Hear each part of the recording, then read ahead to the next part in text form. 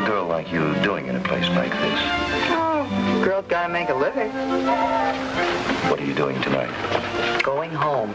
Tough day. Live alone? Can you get rid of her? Shh. It's a man. My husband.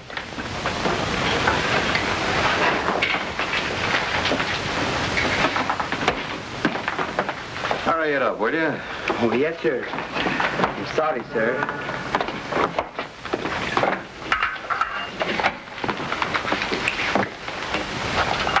Yes, sir.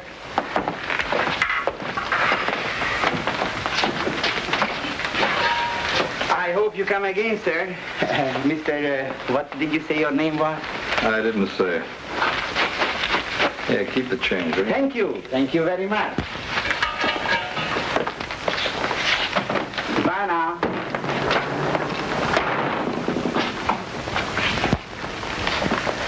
What's the matter?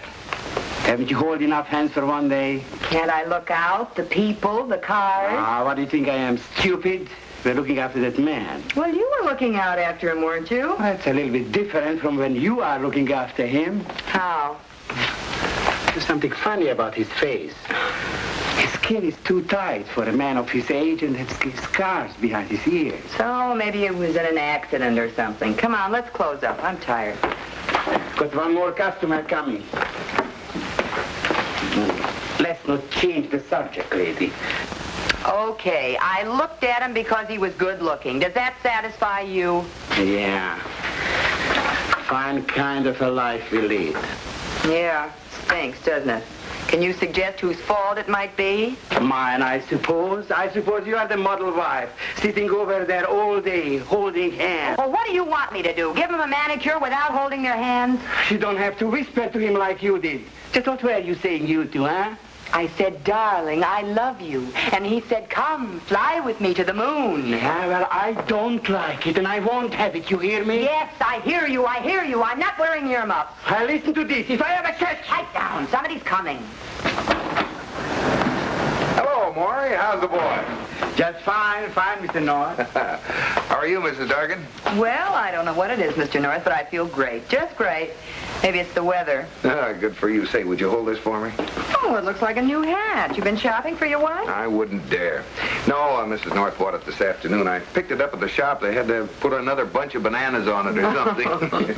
And don't let me forget it. Mrs. North had scalped me. Oh, Maury will take care of that. The usual, Mr. North. Yeah, but make it a little cleaner around the ears this time, Maury. That last haircut you gave me only lasted 3 days. Well, this time I'll make it 4 days. Well, what's the latest in the outside world, Mr. North? Well, Reynolds pitched a shutout. Did you hear? No. Go on, you kidding? What's the matter, Maury? You seem a little upset. Nothing the matter. Oh, no, I'm in the pink, Mr. North. Honest, yes, sir. It's Elsie.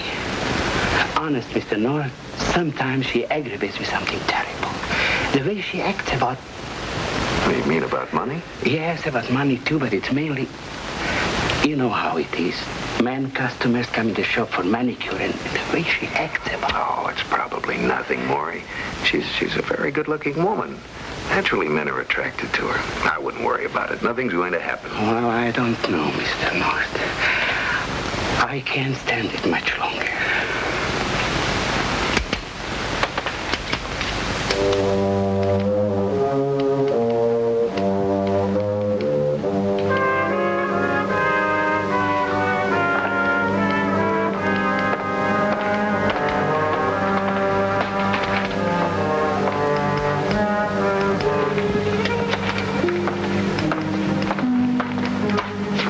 I'll be right back.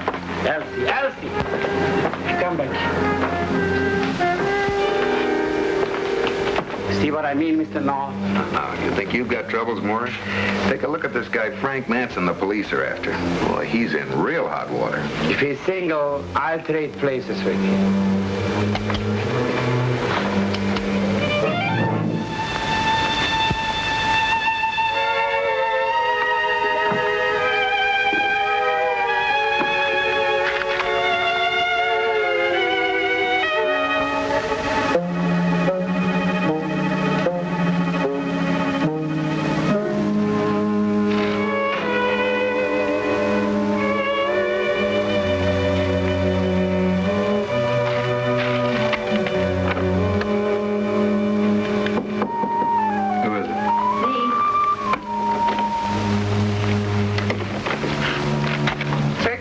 sandwiches and beer. And don't ask me if it's cold. You get any cigarettes? Why don't you look and Forgot 'em see? again, huh? Now what's bothering you? Skip it.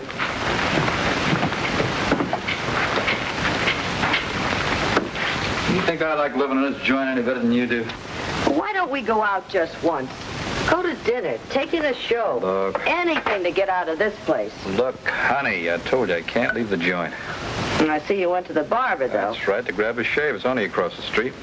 Well, what'd you have your face fixed for? What'd you go through all that and spend all that money? Sometimes I wonder myself. I got a feeling it isn't changed enough.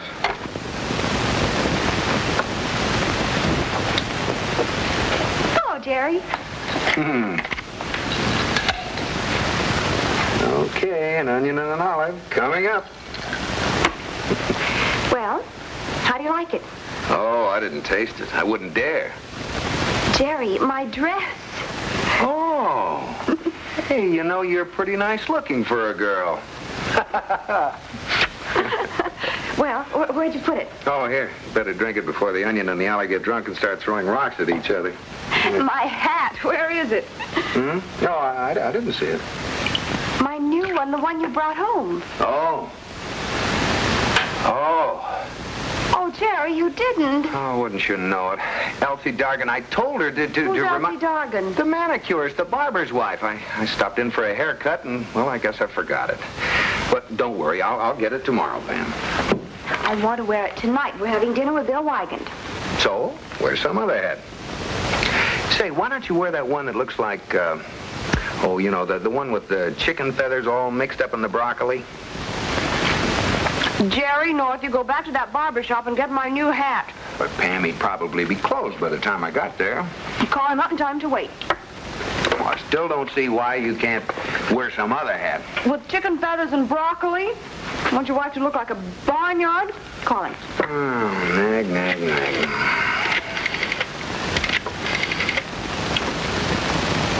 Yeah, the head box is here. Well, Mr. North, I was just about ready to leave. I have an idea. If you want me to, I take it home with me. Save you half an hour driving. I live at the Colby Apartments, West 11th Street, just off the square, okay? No, I won't forget it. Okay. I'll be leaving right away as soon as Elsie gets back. Bye now.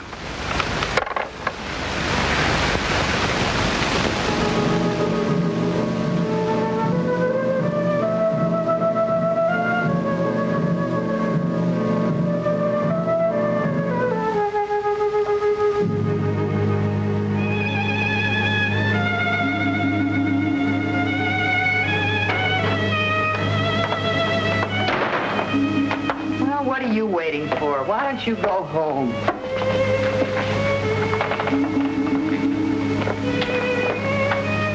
Aren't you coming? No, I'm not coming. Where are you going? I told you. On a flying trip to the moon. Who are you meeting? Take your hands off me. Why don't you go home and look at television? That's what you always do, isn't it? Don't get smart with me. Elsie, all I want to know who you're meeting. Aren't you going to tell me? No, I'm not.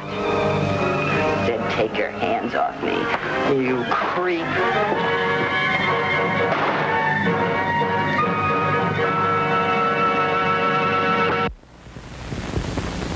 Say it. Hey, what, baby? We're war stuff. Why don't you say it instead of... Whoa, you're really blowing your rock, aren't you?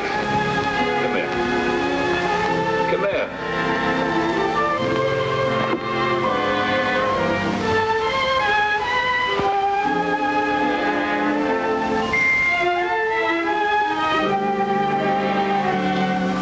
Now, does that dampen the fire any, baby? I ever thought you'd walk out on me. Oh, honey, don't talk like that. You know I'd never walk out on you. I swear it. Well, I think I will go out and get a little fresh air. Is there anything you want me to bring you? Just bring yourself back, honey.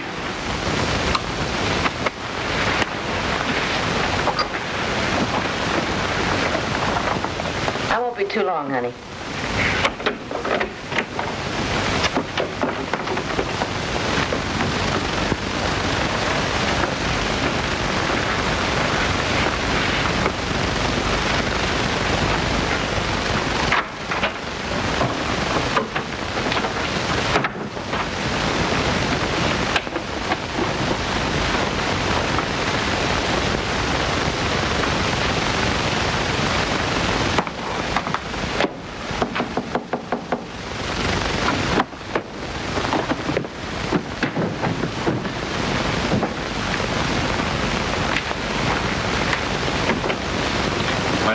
key, honey.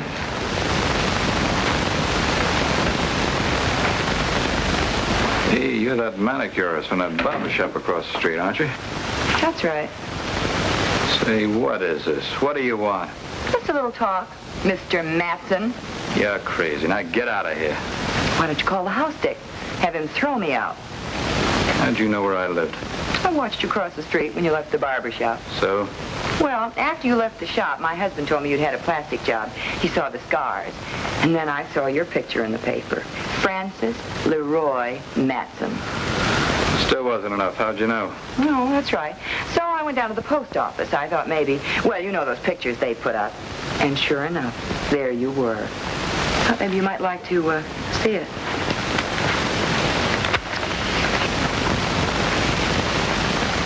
Checks, doesn't it? Height, weight, color of the eyes. Okay? You're looking to get your pretty little neck wrung, aren't you, honey? You want to know why? While I was in the post office, I got a real bright idea. So I wrote a letter saying exactly why I was coming here, what you look like now, and where you're staying. Tell me, did you send it to the cops? No, that wouldn't be bright, Mr. Matson. DA? You see, I wrote that letter to myself. Well, don't you get it? If you pay me off, I'll burn the letter when it comes. If I'm not around when it comes, my husband will open it and... Okay? How much? Oh, seeing as how the paper said that you made some pretty nice bundles when you killed those two bank guards, I'd say a reasonable amount would be, 10,000. Only 10 grand? You got a cigarette?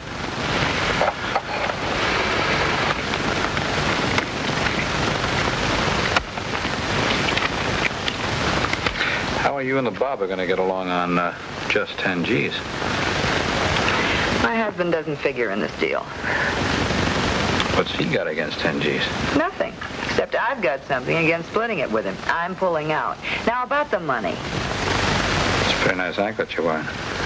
Say anything on it? Just my name. I like it. It's only gold-plated. I mean what it's on. Well, a minute ago you were ready to kill me. Sweetheart, that was a minute ago.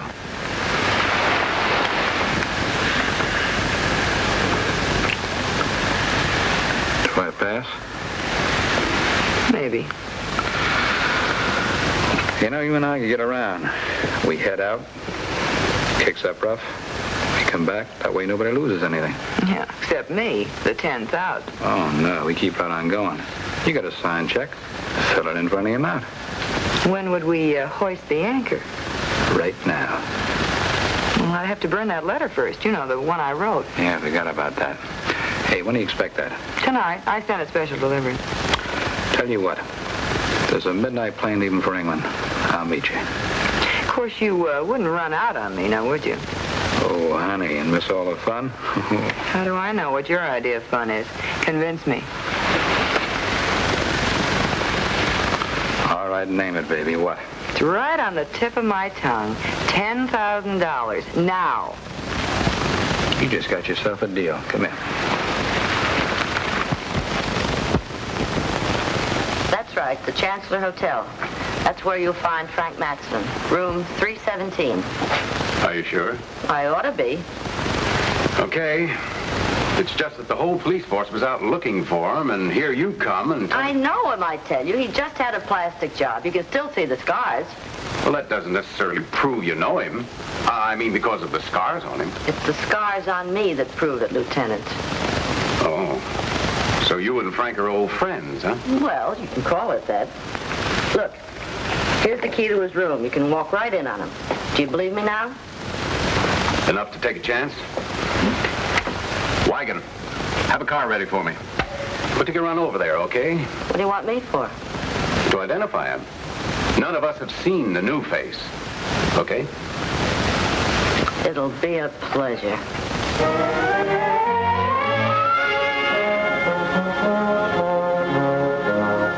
Mrs. North, oh, I am sorry. Mr. Dargan, don't tell me you forgot my hat. Oh, this must be National Forget Pam's Hat Week. Jerry, that isn't funny. I've been upset all day long. My wife and I had an argument. Oh, well, I see.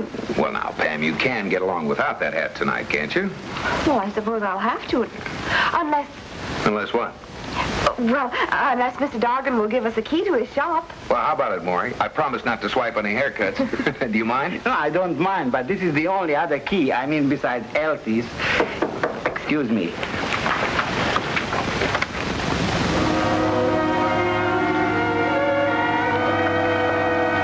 Send a special delivery letter to Elsie. Isn't there a return address? No? This is Elsie's handwriting. You mean she wrote it to herself? It looks like it. I better open it. It might be something important. Mr. North. What's the matter? Read this.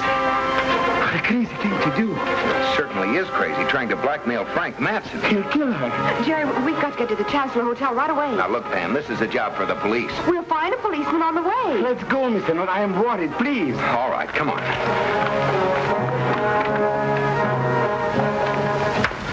You sure you cautioned your guests not to come down to the lobby for the next 15 minutes? That's right. Good. Not a policeman. We haven't seen a single cop on the way. Did you find one? No. I'm not waiting. Now, wait a minute, Maury. Don't be a chump. You can't handle Matson. Bill! Oh, we're glad we found you. I'm sorry I didn't get a chance to call you, but something important came up. Yeah, for us, too. Here, read this letter, quick. 317. That's right. Frank Matson. Well, that's funny. Well, who's this, Jerry? Maury Dargan, Elsie's husband. This Lieutenant Wigan. You've got to do something, Lieutenant. He'll kill her, Bill. Yeah, this is going to complicate things a little. Well, what's the matter? Well, we came here to pick Matson up. His girlfriend put the finger on him. She's trying to get him to come down. But, darling, just for one drink. I know, but the place is almost pitch black. We can sit in a corner. You know what cocktail lounges are like. Oh, darling, please, for me, just this once. Oh, swell, you're wonderful. Hurry up, darling.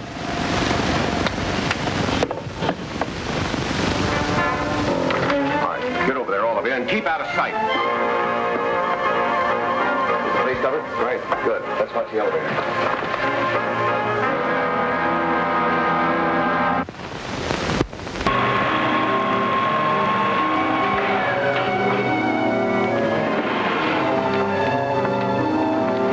Matson, police, get your hands up. Not you, dude. Hold it. Haven't got a chance.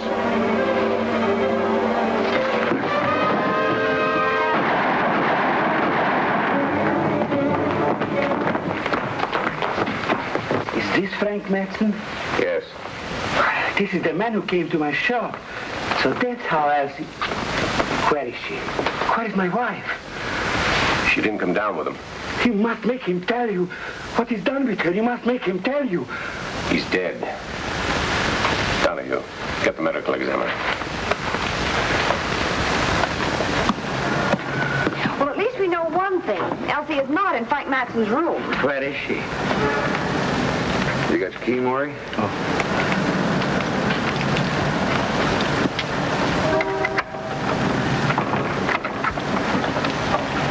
Be careful, Mrs. North. Oh! Pam, Maury, quick, the lights. Oh! It's Elsie. Elsie, are you all right? Elsie, she won't say anything. She's gone. Why did I give her what she wanted? Anything.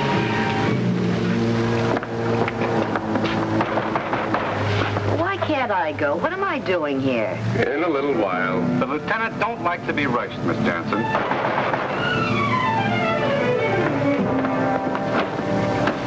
What's blocked, Bill? Say, what's this? It's Mrs. Dargan, Bill. She's been shot. I'm sorry, Mr. Dargan. There's nothing you could do. She must have been out of her mind trying to get money out of Frank Matson. Miss Jansen. A suppose you think I did it. Looks like you're going to have to answer a few questions. Such as? Why didn't you tell me the woman you saw go into Matson's room was Mrs. Dargan? Because I didn't know who she was. And why didn't you tell me she went up there to put the squeeze on him? Because I didn't know that either. All I know is he said, why don't you use your key, honey? Then I knew why he wanted to get me out of the room. Now, come on, Miss Jensen. Tell me the truth. You wouldn't know the truth if it stared you in the face. Pam, how did you ever get all that money? $10,000. That isn't my purse, Jerry. Here's mine where it landed when I fell. Well, who's this? Miss Jensen, that belong to you? No, it isn't mine. Dargan, do you recognize this? My wife's, Elsie's. Well, if I killed her, I would have taken the money, too, wouldn't I? And Frank Matson wouldn't have done it because he would have taken the money. Pam, you're right. But why don't we all go downtown and talk this over? Yeah, that's a good idea, Bill. Donahue, tell the medical examiner when he's through over at the hotel, we've got another one for him over here. Well, can I go now? Yes, you may go. Wait a minute, Maury. This is your wife's key case, isn't it? Yes, where did you find it? It was on the floor. It fell out of her purse with the other things. Is one of these a key to the shop? Yes, this one. Let's go. Going to lock up, Maury? Oh, Look, hurry it up, will you, Jerry? You know, Bill, I don't think it'll be necessary for all of us to go downtown at that. Just you and Maury Dargan. what do you mean? See this lock, Bill? Yes? It isn't a snap lock. It doesn't lock automatic. Well, of course, Mr. Dargan had to use the key to both unlock the door and then lock it again. Exactly. There are only two keys to this place. His key and his wife's key, the one that was inside in her purse. Well, get to the point, will you, Jerry? Pam, what did Maury tell us when we were up in his apartment about the keys to this place? That there were only two, his and his wife's. Remember that, Maury? So unless you can convince the lieutenant that Elsie locked the door with her key after she was dead, you locked the door with your key after you killed her. That's crazy. I had no reason to kill her. This afternoon, when she ran out of the shop, you sounded pretty desperate. But Mr. North, we had just an ordinary argument like every husband and wife has. Ordinary? It didn't sound like an ordinary argument to me. Look out, Jerry! That was the only thing to do to a woman like that. There are worse things than women like that, Maury. I'd like to know what. Killers.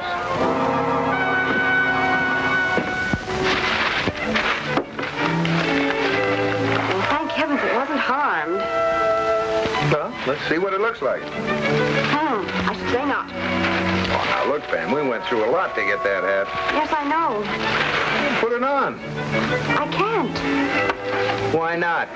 Because I'm going to exchange it tomorrow for one I like better.